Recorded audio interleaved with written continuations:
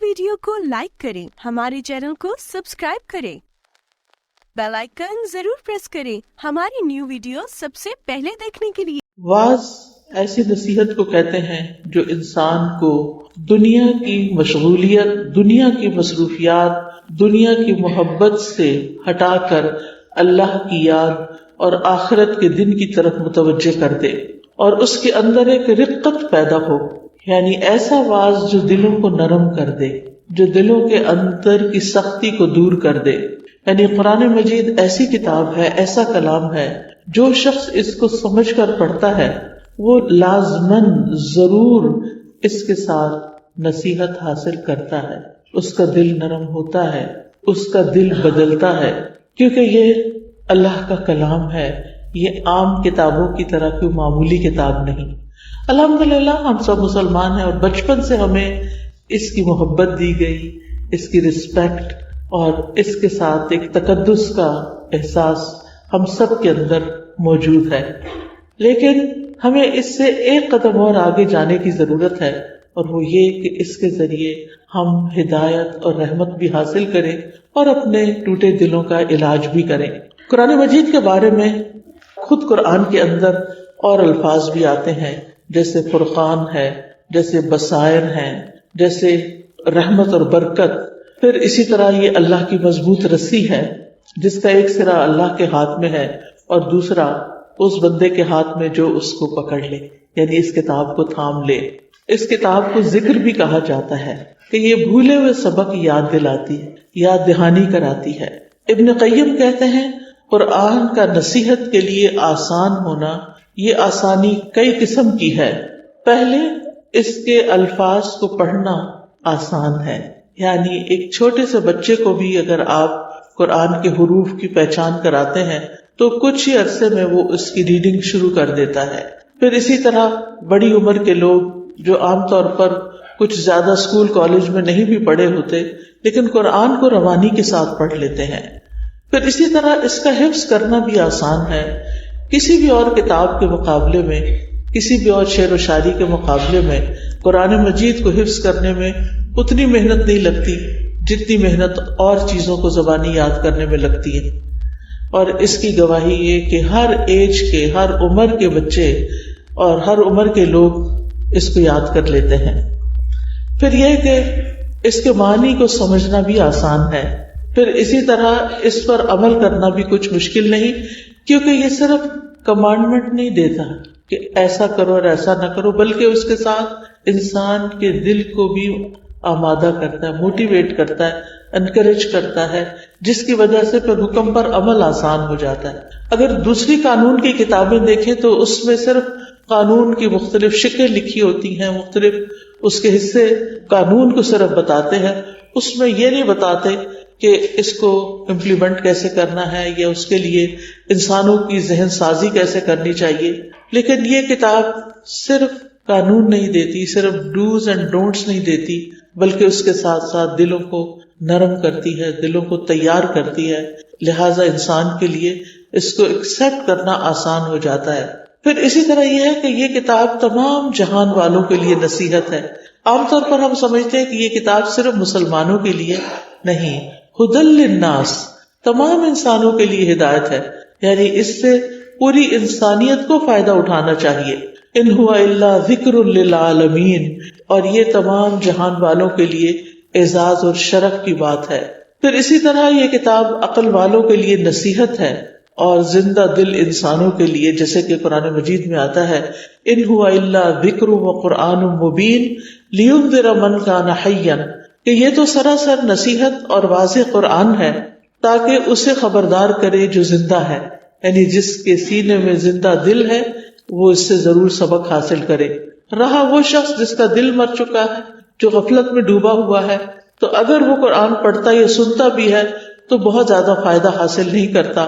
लेकिन जिस शख्स का दिल समझने की अहलियत रखता है, जो समझना चाहता है, जो इसका शौक रखता है कि अल्लाह का कलाम उसकी समझ में आए, तो उसके लिए बहरहाल ये बहुत आसान है। फिर इसी तरह इसका पढ़ना और पढ़ाना सबसे अफजल काम है। खैरुकुम मन तअल्लमल कुरआन व अल्लमहु, تم میں سے سب سے بہترین وہ ہے جو قرآن سیکھے اور سکھائے، یعنی اس کا پڑھنا، سیکھنا، سکھانا، خود حفظ کرنا، کسی کی مدد کرنا، اس کی تفسیر پڑھنا، اس کی تفسیر پڑھانا، یہ تمام چیزیں ایسی ہیں کہ جو انسان کے لیے ایک انتہائی عزت والا کام ہے، انتہائی شرف والا کام ہے۔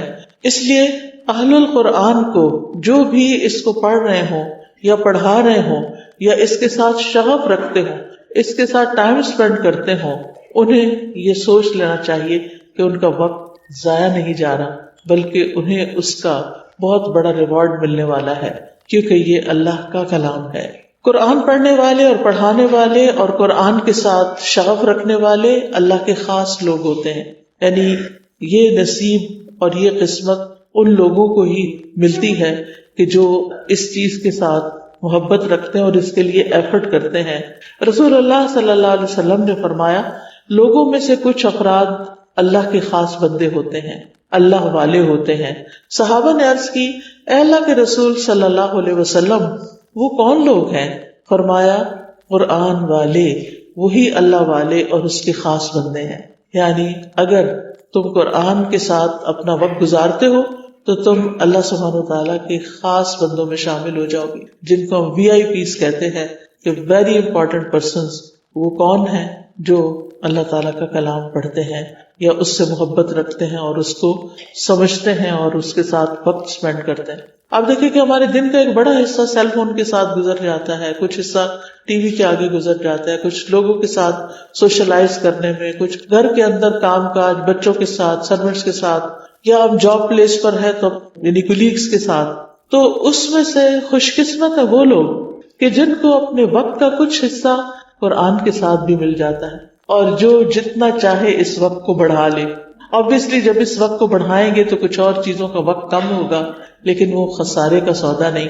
اللہ تعالیٰ قرآن مجید میں فرماتے سورۃ فاطر میں، ان الذین یتلون کتاب اللہ، بے شک وہ لوگ جو کتاب اللہ کی تلاوت کرتے ہیں۔ اور تلاوت کا لفظ جو ہے وہ صرف قرات کے لیے نہیں ہے، بلکہ تلاوت کے معنی ہوتے ہیں اتباع کرنا، فالو کرنا، پیروی کرنا۔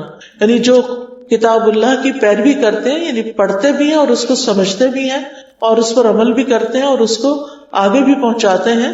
وَأَقَامُوا الصَّلَاةَ، اور نماز قائم کرتے ہیں۔ وَأَنفَقُوا مِمَّا رَزَقْنَاهُمْ سِرًّا وَعَلَانِيَةً، اور وہ کھلے چھپے اللہ کے راستے میں جو ہم نے ان کو رزق دیا وہ خرچ کرتے ہیں۔ أُولَٰئِكَ يَرْجُونَ تِجَارَةً لَن تَبُورَ، یہ ایسی تجارت کی امید رکھتے ہیں کہ جس میں کبھی نقصان ہے ہی نہیں۔ دنیا میں کوئی بھی بزنس، کوئی بھی سودا ایسا نہیں کہ جس میں انسان یہ سمجھے کہ مجھے اس میں صرف نفع ہی ہوگا۔ بہت سی چیزیں اور بہت سے بزنس ایسے ہوتے ہیں بہت نفع پہ جا رہے ہوتے ہیں، بہت اوپر ہی اوپر جا رہے ہوتے ہیں، اچانک کوئی ایسا حادثہ ہوتا ہے کہ سب کچھ ڈکلائن پہ آ جائے، سب نیچے چلا جاتا ہے۔ لیکن جو لوگ یہ تین کام کرتے ہیں، یعنی قرآن کی تلاوت، قرآن کے ساتھ تعلق، نماز کا قیام یعنی پابندی کے ساتھ نماز پڑھنا، نماز نہیں چھوڑنا، اور اللہ کے دیے ہوئے میں سے خرچ کرتے رہنا، یہ لوگ اللہ کے ساتھ ایسا سودا کر رہے ہیں کہ جس میں فائدہ ہی فائدہ ہے، جس کا کوئی نقصان ہے ہی نہیں۔ یعنی اللہ سبحانہ وتعالیٰ انہیں ان تین کاموں پر بہترین اجر عطا فرمائے گا۔ پھر اسی طرح رسول اللہ صلی اللہ علیہ وسلم نے فرمایا، رشک کے قابل صرف دو ہی لوگ ہیں، ایک وہ جس کو اللہ نے قرآن کا علم دیا اور وہ رات کی گھڑیوں میں اس کے ذریعے سے قیام کرتا ہے، اور دوسرا وہ جسے اللہ نے مال دیا اور وہ دن رات اس سے صدقہ کرتا رہتا ہے، یعنی دن بھی اور رات بھی جو بھی موقع آتا ہے وہ دیتا چلا جاتا ہے، دیتا چلا جاتا ہے۔ پھر یہ کہ دوسری چیز جو اس آیت میں آتی ہے وہ ہے شفاء لما فی الصدور، کہ یہ قرآن سینوں کے اندر، دل میں جو کچھ، کہ سینے میں دل ہے اور دل میں جو کچھ ہے اس کے لیے شفا ہے۔ یعنی قرآن سینے کی، دل کی بیماریوں کے لیے شفا ہے۔ دل کی بیماریوں میں کیا چیز شامل ہے؟ سب سے پہلے تو وسوسے، برے برے خیالات، خوفناک چیزیں جو انسان سوچتا ہے، یا غم یا دکھ یا وہ ہرٹ جو کسی کی طرف سے انسان کو پہنچتا ہے۔ اسی طرح بری نیت، برے ارادے اور شیطان کی ڈالی ہوئی نجاست کہ وہ انسان کو کسی نہ کسی غم میں مبتلا کر کے رکھتا ہے، کیونکہ وہ ہمارا دشمن ہے اور وہ خوش ہوتا ہے اس بات پر کہ انسان دکھی اور غمگین ہو، لہٰذا وہ اس کو ایسے ایسے خیالات ڈالتا ہے، کبھی اس کے بچوں کے بارے میں، کبھی اس کے عزیزوں کے بارے میں، کبھی مال کے بارے میں، کبھی مستقبل کے بارے میں، کہ انسان ساری نعمتیں ہونے کے باوجود خوش نہیں رہتا. یعنی کتنی حیرت کی بات ہے نا کہ اگر ہم گننا شروع کریں کہ ہمارے پاس کیا نہیں اور کیا کچھ ہے تو ہم گن نہیں سکتے، اتنا کچھ ہے ہمارے پاس. اللہ تعالیٰ فرماتے ہیں وَإِن تَعُدُّوا نِعْمَةَ اللَّهِ لَا تُحْصُوهَا، اگر تم اللہ کی نعمتوں کو گننا چاہو تو گن نہیں سکتے، شمار کرنا چاہو تو شمار نہیں کر سکتے. لیکن اس کے باوجود بھی ہم پریشان رہتے ہیں، اس کے باوجود بھی ہم دکھی رہتے ہیں.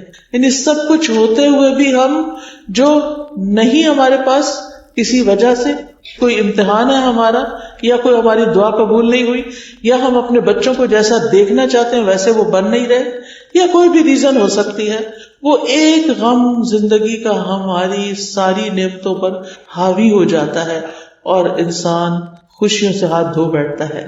جبکہ قرآن پڑھنے والا اس کو اللہ پر ایسا توکل، ایسا اعتماد، ایسا یقین حاصل ہوتا ہے اور وہ بڑھتا چلا جاتا ہے کہ شیطان کسی بھی قسم کا وسوسہ ڈالے وہ یقین اس کو فوراً ختم کر دیتا ہے.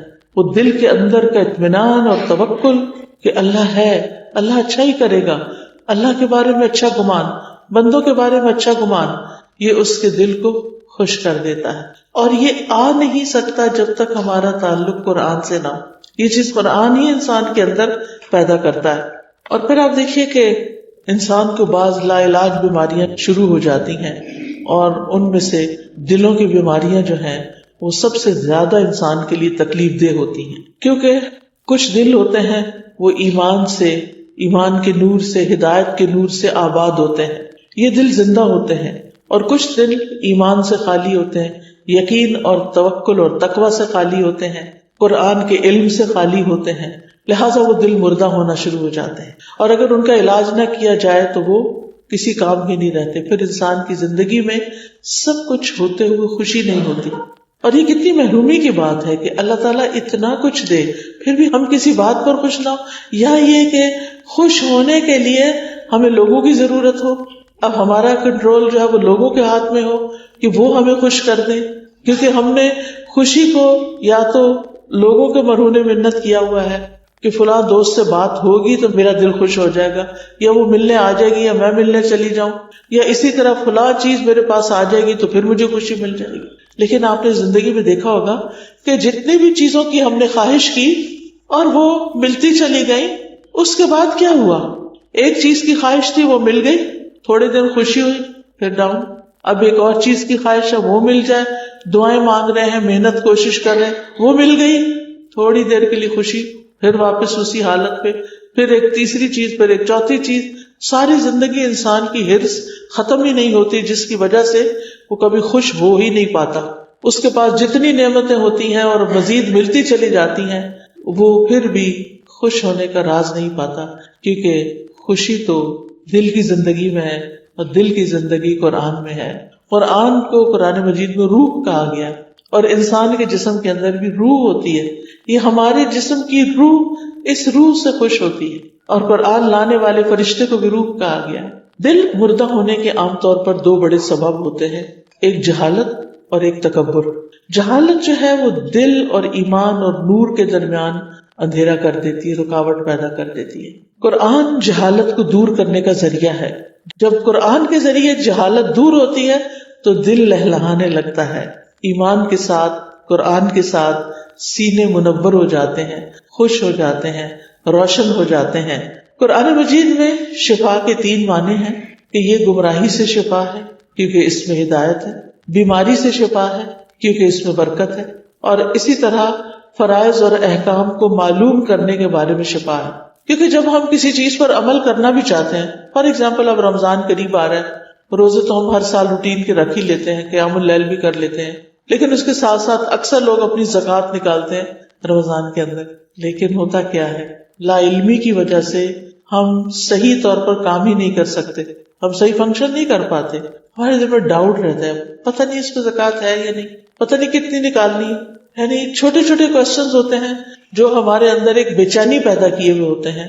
لیکن اگر ہم قرآن پڑھیں اور قرآن کو سمجھیں تو ان میں سے بہت سے سوالوں کے جواب مل جاتے ہیں. پھر کچھ اسپیسیفک کوسچنز رہ بھی جاتے ہیں کہ جن کو مزید علماء نے ڈسکس کر کے اور مزید علم حاصل کر کے ان کو حل کیا ہوتا ہے. تو فرائض پر بھی عمل کرنے کے لیے بہت ضروری ہے کہ ہمارے پاس علم ہو. علم کے بغیر ہم اپنے فرائض پر بھی عمل نہیں کر سکتے. پھر اسی طرح آپ دیکھیں جہالت کے علاوہ شک، تکبر، حسد، نفاق، بغض، ہم و غم اور خواہشات کی بھرمار، ان ساری بیماریوں کے لیے قرآن شفا ہے. انسان کو قرآن بالکل مطمئن کر دیتا ہے. جو اس کے پاس ہوتا ہے اس پر وہ قناعت کرتا ہے اور راضی ہو جاتا ہے. آپ دیکھیے کہ اگر ہمارے دل میں کوئی شک ہی آ گیا دین کے بارے میں، اللہ کی ذات کے بارے میں، نبی صلی اللہ علیہ وسلم کے بارے میں، تو اس شک سے پھر آپ دیکھیں کہ انسان اچھا بھلا سب کچھ کرتا ہو سب چھوڑ کے بیٹھ جاتا ہے کیونکہ دل میں شک آ گیا. قرآن شک کو یقین میں بدلتا ہے. اس لیے اس شک کو یقین میں بدلنے کے لیے ضروری ہے کہ ہم ڈیلی بیسس پر کچھ نہ کچھ حصہ اس کا ضرور اپنے علم میں لائیں، اس کو سمجھیں تاکہ ہمارے شکوک و شبہات دور ہوں. پھر اسی طرح شک کے علاوہ تکبر، انسان کو قرآن اس کی حقیقت بتاتا ہے کہ تم کہاں سے پیدا ہوئے، تم کیا چیز ہو، لہذا انسان کے اندر سے تکبر بھی نکل جاتا ہے. پھر حسد، قرآن میں حسد کے بارے میں حابیل قابیل کا قصہ بیان کیا گیا اور پھر حسد کرنے کا انجام بتایا گیا. تو انسان توبہ کرتا ہے کہ میں کسی سے حسد کر کے اپنے اعمال کو ضائع کروں. پھر اسی طرح ابلیس کا قصہ بتایا گیا کہ جس کو آدم علیہ السلام سے حسد ہوا اور اس نے اپنا مستقبل خراب کر دیا اور ایگو کا شکار ہو گیا. تو یہ قرآن ہی ہے جو ان تمام بیماریوں اور ان تمام پریشانیوں کا علاج ہے. اور ابن قیم تو کہتے ہیں کہ چاہے دل کی بیماری ہو چاہے کوئی جسمانی بیماری ہو، کوئی بیماری ایسی نہیں جس کا علاج قرآن سے ممکن نہ ہو. وہ تو پورے یقین کے ساتھ کہتے ہیں کیونکہ اللہ تعالیٰ نے فرما دیا ہے کہ یہ شفا ہے تو یہ شفا ہے اور اس سے شفا حاصل کرنی چاہیے. پھر اسی طرح یہ ہے کہ وہ یہ بھی کہتے ہیں کہ قرآن کے ہر حرف میں شفا ہے، یعنی آپ کہیں سے بھی پڑھنا شروع کر دیں اور کسی بھی قسم کی بیماری رب کے کلام کا مقابلہ نہیں کر سکتی، اس کے آگے نہیں ٹھہر سکتی. اور کیونکہ یہ وہ کلام ہے کہ اگر پہاڑ پر بھی اتار دیا جاتا تو پہاڑ ٹکڑے ٹکڑے ہو جاتا، تو باقی بیماریاں اس کے آگے کیسے ٹھہر سکتی؟ ہمارے اندر کے دل کے پتھر اور باقی جسم کی پتھریاں کہاں رک سکتی ہیں اگر ہم اس کو واقعی پڑھیں اور پورے شوق کے ساتھ اور پوری محنت کے ساتھ اس کو پڑھنے والے ہوں. اور اس کے لیے یقین کا ہونا بھی بہت ضروری ہے. ہم جیسے سوچتے ہیں ہماری باڈی ویسے ہی فنکشن کرتی ہے. اگر ہم یہ سمجھیں کہ قرآن شفا دیتا ہے تو وہ پھر شفا ہوگی انشاءاللہ. اور اگر ہم اس کا ڈینائل ہی کرتے رہیں تو پھر جو ڈینائی کر دیتا ہے اس کے لیے ڈینائل ہی ہوتا ہے. پھر اسی طرح قرآن بہترین رقیہ بھی ہے. رقیہ کہتے ہیں دم کو، یعنی اگر انسان کو کوئی ایسی بیماریاں لاحق ہو گئی ہیں کہ جن کا علاج نیلی پیلی گولیوں میں نہیں ہے یعنی دوائیوں میں نہیں ہے، تو ایسی صورت میں جیسے نظر بد ہے یا جادو ہے یا جنوں کا چمٹنا ہے اور اس کے نتیجے میں کچھ بیماریوں کا پیدا ہونا ہے، تو اس کے لیے رقیہ بہت فائدہ مند ہے. رقیہ جو ہے آیات شفا یا رقیہ ایک ہی چیز ہے. آئی ڈونٹ نو کہ آپ نے الہدا کے وہ چھوٹے چھوٹے کارڈز دیکھے ہوں گے یا نہیں جس میں آیات شفا لکھا ہوتا ہے. اگر کسی بیمار کے پاس ان کو پڑھا جائے یا بیمار خود اپنے لیے پڑھے تو وہ بہت فائدے کی چیز ہے. حضرت عائشہ کہتی ہیں کہ رسول اللہ صلی اللہ علیہ وسلم ایک مرتبہ ان کے پاس تشریف لائے تو دیکھا کہ ایک عورت حضرت عائشہ کا علاج کر رہی ہے یا ان کو کوئی دم کر رہی ہے. تو آپ نے فرمایا کتاب اللہ یعنی قرآن کے ساتھ اس کا علاج کرو. اگر تمہیں دم کرنا ہی ہے تو قرآن پڑھ کر اس پر دم کرو. اور اس میں سب سے بہترین جو ہے وہ سورۃ الفاتحہ ہے. یعنی اگر انسان سورۃ الفاتحہ پڑھ کر دم کرتا ہے تو انشاءاللہ فائدہ مند ہوگا، کیونکہ سورۃ الفاتحہ کو الشفا بھی کہا گیا ہے. اور اس میں ایک واقعہ بھی آتا ہے صحیح البخاری میں کہ نبی صلی اللہ علیہ وسلم کے چند صحابہ عربوں کے ایک قبیلے کے پاس سے گزرے. قبیلے والوں نے ان کی کوئی ضیافت نہیں کی. اس زمانے میں ہوٹل ریسٹورینٹس نہیں ہوتے تھے. مسافروں کے لیے راہ چلتے جن لوگ کے گھر ہوتے تھے وہی ان کو ٹھہراتے تھے، کھلاتے پلاتے تھے. تو اب یہ کہ وہ ایک قبیلے کے پاس سے گزرے، قبیلے والوں نے ان کی کوئی ضیافت نہیں کی، ان کی کوئی مہمانی نہیں کی. کچھ دیر بعد قبیلے کے سردار کو بچھو نے کاٹ لیا. اب قبیلے والوں نے ان صحابہ سے کہا کیا آپ لوگوں کے پاس کوئی دوا یا کوئی دم کرنے والا ہے؟ صحابہ نے کہا کہ تم لوگوں نے ہماری ضیافت نہیں کی، ہم بھی اس وقت تک تمہارا دم نہیں کریں گے جب تک تم اس کی مزدوری نہ مقرر کرو۔ چنانچہ انہوں نے چند بکریاں دینا منظور کر لی۔ پھر اس کے بعد آپ سورۃ الفاتحہ پڑھنے لگے، پڑھ پڑھ کے اپنا لعاب اس جگہ پر لگاتے جاتے تھے جہاں ڈنگ کاٹا تھا۔ چنانچہ وہ شخص جو تھا تندرست ہو گیا۔ تو قبیلے والے بکریاں لے کر آ گئے۔ صحابہ نے کہا ہم تو اس وقت تک ان کو ہاتھ نہیں لگائیں گے بکریوں کو جب تک کہ اللہ کے رسول سے پوچھ نہ لیں صلی اللہ علیہ وسلم۔ تو کیا ہوا جب آپ کے پاس وہ آئے اور آپ کو بتایا تو آپ مسکرا دیے، آپ نے نہ ہاں کی نہ کی، بس اسمائل کی، اور یہ آپ کا اکثر انداز ہوتا تھا۔ اور پھر آپ نے فرمایا کہ تمہیں کیسے معلوم ہوا کہ سورۃ فاتحہ سے دم ہو سکتا ہے؟ ان بکریوں کو لے لو اور ان میں میرا حصہ بھی لگاؤ، یعنی ازراہ تفنن آپ نے کہا تاکہ ان کے دلوں میں اس کی وہ برائی نہ رہے۔ اسی طرح سورۃ البقرہ میں شفا ہے۔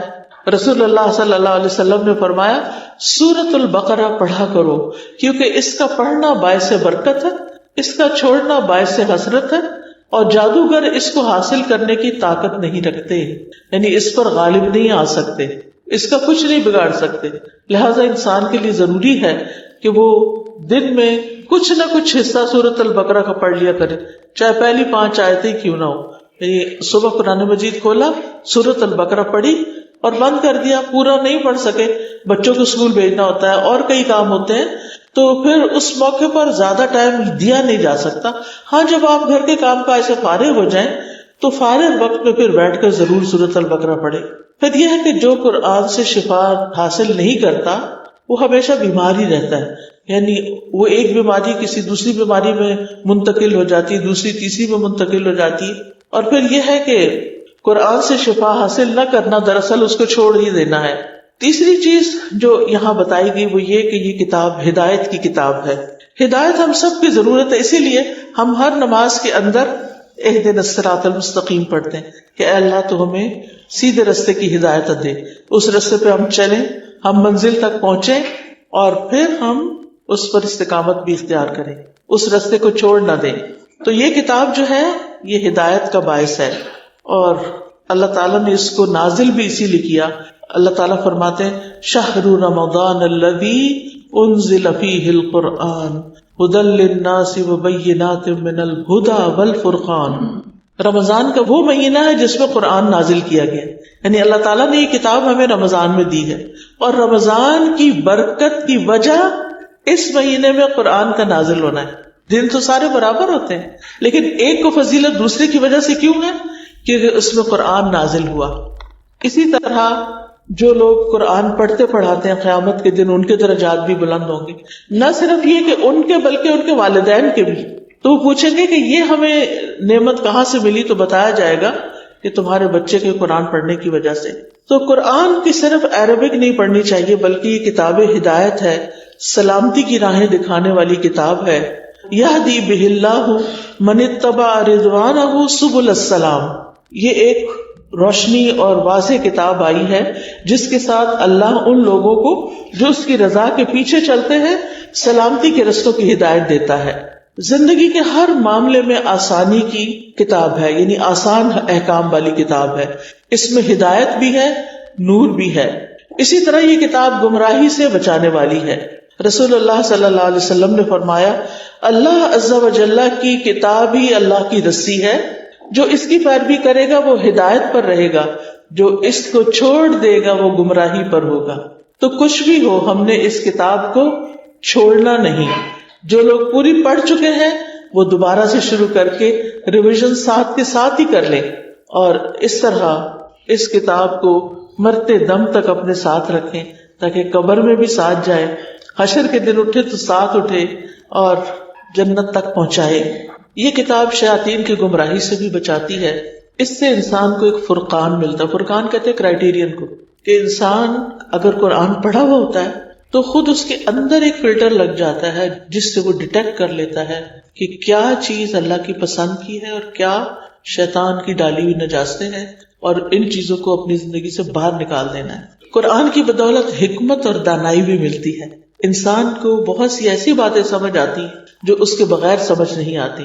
پھر یہ گناہوں سے بچانے کا ذریعہ بھی ہے یعنی قرآن، کیونکہ اگر ہمیں نہیں پتا کہ اللہ تعالیٰ کس بات پہ ناراض ہوتے ہیں تو ہم شوق سے کرتے رہیں گے، سب لوگ تالیاں بجائیں گے ہمارے لیے، اللہ تعالیٰ ناراض ہو رہے ہیں، لوگ خوش ہو رہے ہیں اور ہمیں پتہ ہی نہیں کہ حقیقت میں کیا ہو رہا ہے۔ تو یہ قرآن بتاتا ہے کہ اللہ تعالیٰ کن چیزوں کو پسند کرتا ہے اور کن چیزوں پر ناراض ہوتا ہے۔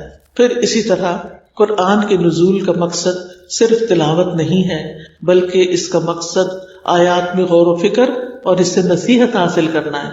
سورہ صاد میں اللہ تعالیٰ فرماتے ہیں کتاب انزل الیک مبارک لیدبروا آیاتہ ولیتذکر اولو الالباب، جو کتاب ہم نے آپ کی طرف نازل کی ہے بڑی برکت والی ہے تاکہ لوگ اس کی آیات میں غور و فکر کریں اور اہل عقل اس سے سبق حاصل کرے، عقل والے اس کتاب سے سبق سیکھے۔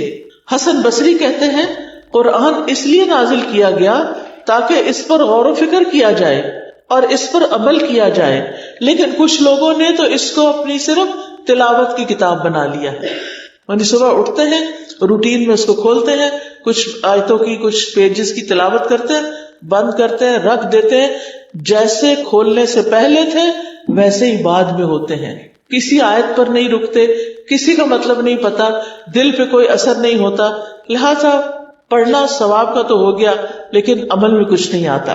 اللہ سبحانہ وتعالیٰ قرآن مجید میں قرآن پر تدبر کا حکم دیتے ہیں، فرمایا افلم یدبروا القول ام جاءہم ما لم یأت آباؤہم الاولین، کیا انہوں نے قرآن پاک میں غور نہیں کیا یا ان کے پاس وہ چیز آئی ہے جو ان کے پہلے باپ دادا کے پاس نہیں آئی تھی، کوئی انوکھا دین آیا ہے ان کے پاس جس کو پہچان نہیں رہی۔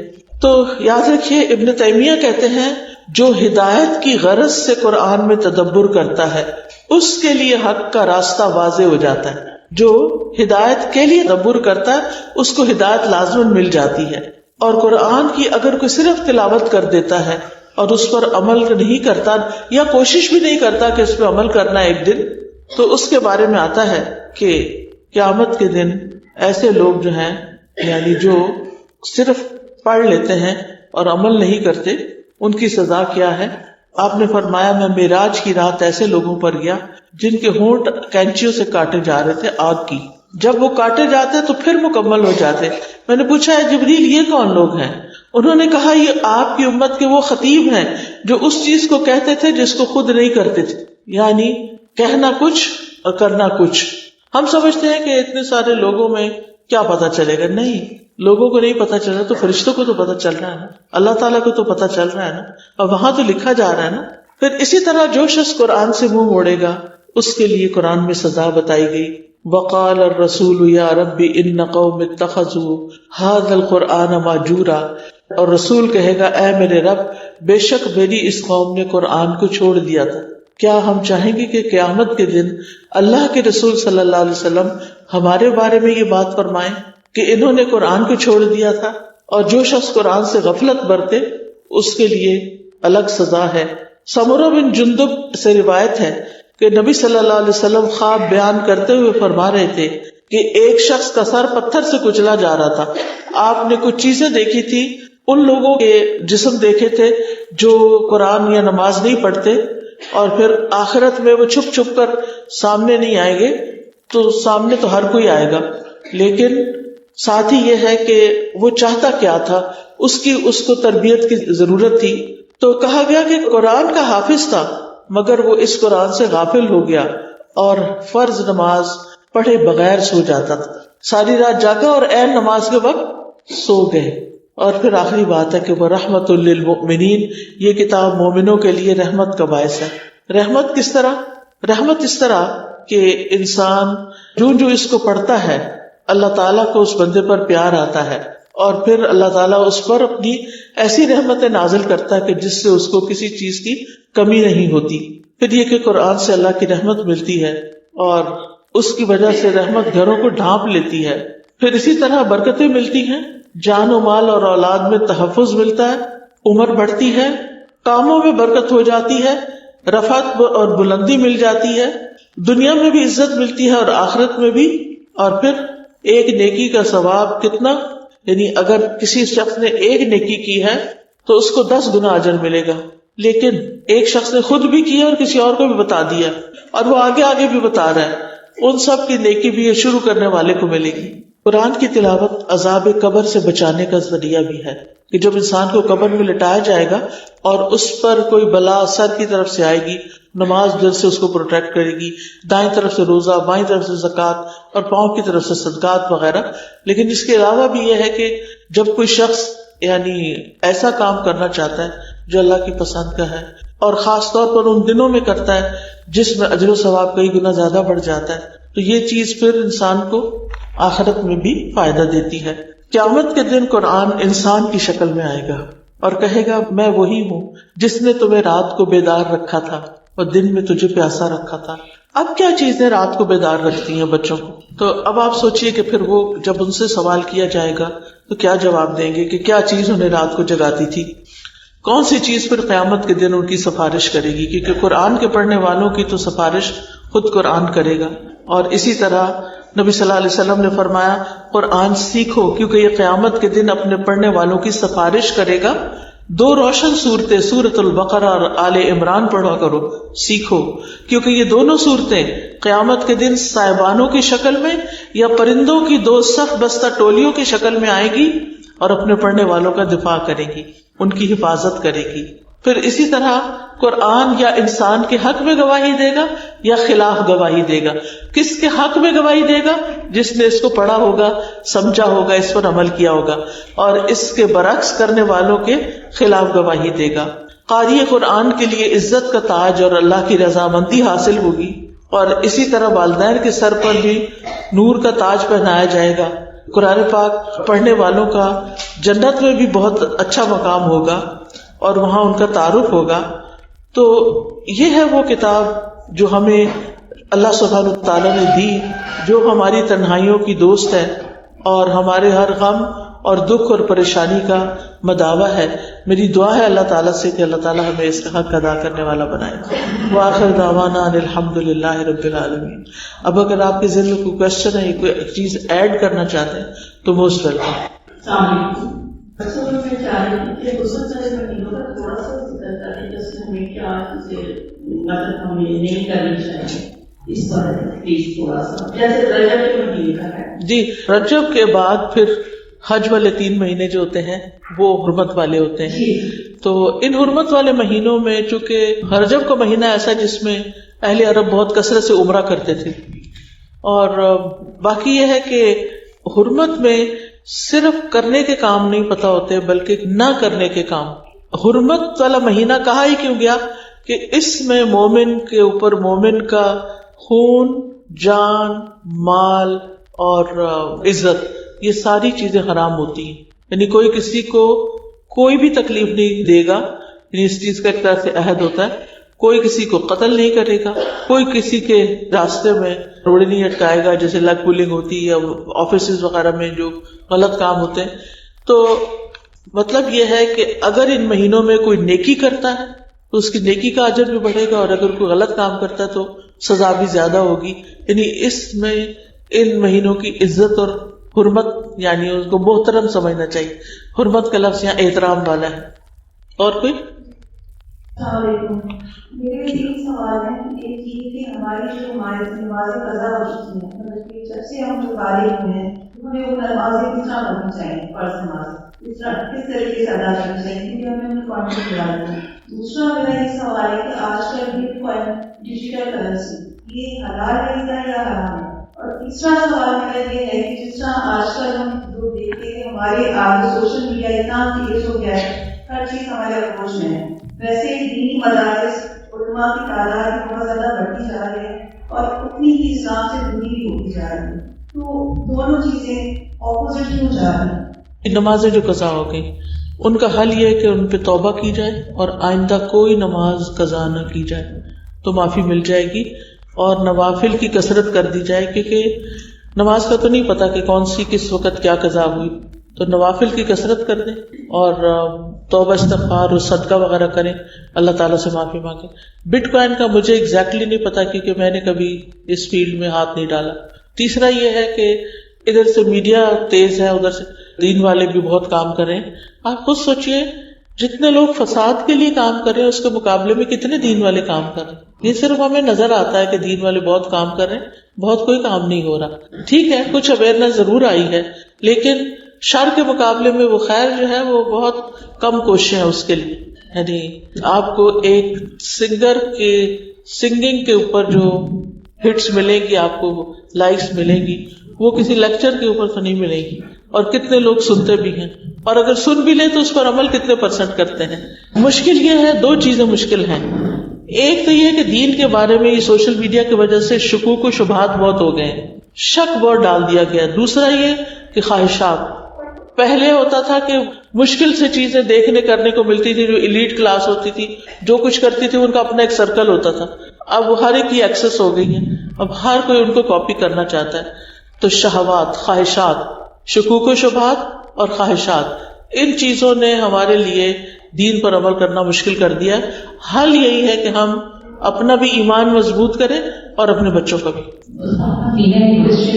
کیسے پتا چلے کہ آزمائش، امتحان اور مقامات عمل کے تینوں الگ الگ چیزیں؟ جیسے کہ اگر ٹوپی آتی ہے تو کہتے ہیں کہ یہ اللہ کی طرف سے آزمائش ہے، تو ہمیں کیسے پتا چلے کہ آزمائش ہے؟ اور تیسرا کسی دوسرے کے ساتھ تو کہتے ہیں کہ مقامات عمل ہے. مجھے تینوں میں تھوڑا سا کیا ڈفرینس ہے؟ آزمائش اور امتحان جو ہے وہ تو ہر ایک کا ہو رہا ہے، صرف شر سے نہیں ہو رہا، خیر سے بھی ہو رہا ہے. وَنَبْلُوكُمْ بِالشَّرِّ وَالْخَيْرِ فِتْنَةً.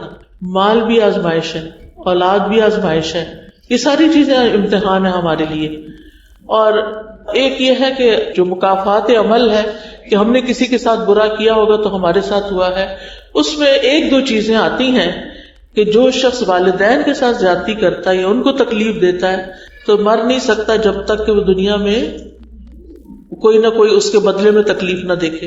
اسی طرح جو رشتہ داروں کے ساتھ قطع تعلقی کرتا ہے تو یہ بھی ایسے گناہوں میں سے ہے کہ جس کا وبال انسان دنیا میں کسی شکل میں دیکھتا ہے. اب ہمیں تو یاد ہی نہیں ہوتا کہ ہم نے کس موقع پر کس کے ساتھ کیا زیادتی کی. لہٰذا اگر اب اگلا کیا کرائٹیریا ہوگا، اگر تو اس تکلیف کے آنے کے بعد ہم اللہ کی طرف راغب ہو جاتے ہیں تو یہ ایک آزمائش تھی، اور اگر اس تکلیف کے بعد ہم اللہ سے اور دور ہو جاتے ہیں تو علماء یہ کہتے ہیں کہ یہ انڈیکیشن ہے کہ یہ اس شخص کے لیے عذاب تھا. جی جو روزے ہمارے قضا ہو جاتے ہیں تو ہم ان کا فدیہ دے کے ہمارے پاس ہو جائیں گے یا اس کے لیے ضروری؟ کیونکہ قرآن میں جو آیات ہیں اس میں آیات منسوخ کے بارے میں کہا جاتا ہے رجسٹر جو ہے کہ فدیہ دے کے. روزے کی تو قضا بہرحال ہے. فعدۃ من ایام اخر، بعد کے دنوں میں روزے رکھ. من کان منکم مریضا او علی سفر فعدۃ من ایام اخر. جو بیمار ہو یا مسافر ہو، اگر روزہ چھوڑ دیا ہے باقی دنوں میں روزے پورے کر لیں. بعض خواتین کو یہی پتہ نہیں ہوتا کہ پیریڈز کے روزوں کی قضا دینی ہے کہ نہیں. سارے پیریڈز کے روزوں کی قضا دینی ہے. لہذا انسان اپنا کیلکولیٹ کر لے کہ میں کس ایئر میں مجھے مینسز شروع ہوتے، اب میں کتنے سال کی ہوں، کتنے سال کے روزے میرے چھٹے ہیں، میرے ایوریج کتنے ڈیز ہیں، وہ رکھنا شروع کر دے اور اس کے ساتھ ساتھ ان کا فدیہ دے دے. ایک مسکین کا کھانا ہوتا ہے، زندگی رہے تو پورا کرتے رہے ساتھ ساتھ. لیکن کیونکہ پورے سال بھی تو روزے نہیں رکھے جا سکتے، تھوڑے تھوڑے، یعنی کہ اگر ہر مہینے 3 روزے رکھتے ہیں یا اسی طرح سوموار اور جمعرات کا روزہ رکھ لیتے ہیں تو کرتے کرتے وہ روزے پورے ہو جائیں گے انشاءاللہ تعالی. روزوں کی قضا دینا لازم ہے. جی وعلیکم السلام. وظائف کا اسلام میں کیا رول ہے، ہمیں کرنے چاہیے نہیں؟ دیکھیں مصنون دعائیں جو ہیں وہ ہمارے لیے بہت کافی ہیں. باقی یہ ہے کہ یہ جو تعداد لوگ مقرر کر لیتے ہیں اور بعض کو بہت زیادہ کر لیتے ہیں، یہ بعض کو پریشان بھی کرتی ہے لوگوں کو اور وہ کر نہیں پاتے اس کو. لیکن قرآن شفا ہے، آپ جہاں سے بھی پڑھیں گے. سورۃ فاتحہ شفا ہے، تو یہ بھی ایک وظیفہ ہی بن جاتا ہے نا. آپ ایک دفعہ پڑھیں، ہر نماز کے ساتھ پڑھ کے اپنے اوپر دم کریں یا مریض کو جب دیکھیں اس پہ دم کریں تو کوئی حرج نہیں ہے. لیکن یہ سورت 41 دفعہ پڑھو، یہ 40 دفعہ پڑھو، یہ پھر ٹو مچ ہو جاتا ہے. یہ لوگوں نے خود بنایا.